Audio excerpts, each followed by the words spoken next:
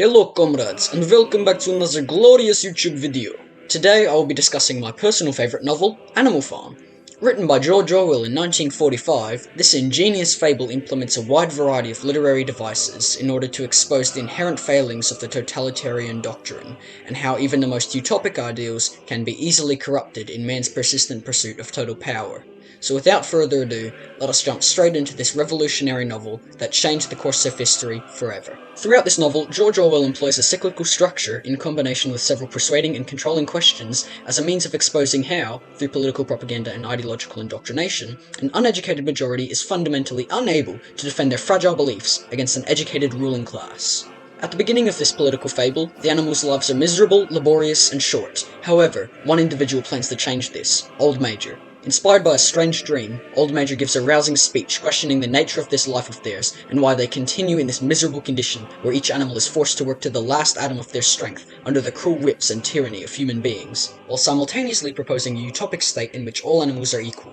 living in perfect unity free from the tyranny of mankind, seizing the produce of their labours, making them rich and free almost overnight. And for a time, after the animal seizure of power and the establishment of the titularly named Animal Farm, conditions indeed had appeared to be improving. However, even in these early days of relative prosperity, the cracks of this totalitarian ideology began to appear. These ideological failures started off subtly, with the slow erosion and alteration of all 7 commandments of animalism, such as the alteration of the 4th commandment, which was replaced with no animal shall sleep in a bed, with sheets. However, this clear corruption of animalist ideological beliefs is succinctly explained by Squealer as a simple instance of their memories being at fault, and that surely they did not suppose that there was ever a ruling against beds, and that why not sleep in beds? After all, the rule was against sheets, which Squealer reasoned were a human invention. Squealer's masterful implementation of controlling questions allowed him to manipulate the animals into doubting their own memories, exploiting his superior knowledge as a means of belittling the other animals' fundamental beliefs, making them wholeheartedly accept the fantasy systematically fed to them by the ruling class of pigs.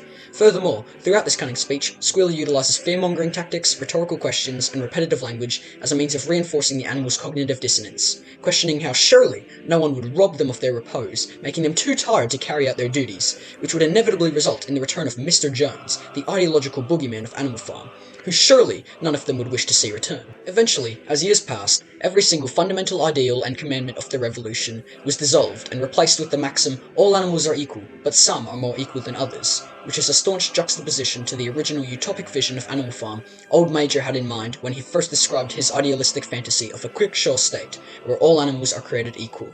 This slow perversion of animalist philosophy eventually culminated in the ruling class of pigs adopting all of the vices of man, living in Mr. Jones's house, sleeping in his bed, wearing his clothes, and even going as far as standing upon 2 legs and renaming the farm back to its correct and original name, the Manor Farm, making the tyrannical pigs indistinguishable from the very oppressors animalism had intended to overthrow. Ultimately, the novel ends on a grim note, as the animals watch in horror, looking from pig to man and from man to pig, but are unable to truly say which was which, completing this fable's cyclical structure, while empowering the reader to better comprehend not only absolute power's capacity to corrupt absolutely, but also how popular revolutions can devolve into the very injustices that they sprang from in the first place. Lastly, due to this novel's ambiguous political philosophy of animalism, the themes and messages throughout apply to a number of totalitarian ideological beliefs, better equipping contemporary audiences such as you and I to recognize the signs of such regimes and reflect on our own world, allowing us to avoid the mistakes of our forefathers and avoid condemning ourselves to repeating history. In conclusion, George Orwell's timeless classic Animal Farm is an enduring masterpiece that exposes the very nature of power, revolution, and corruption.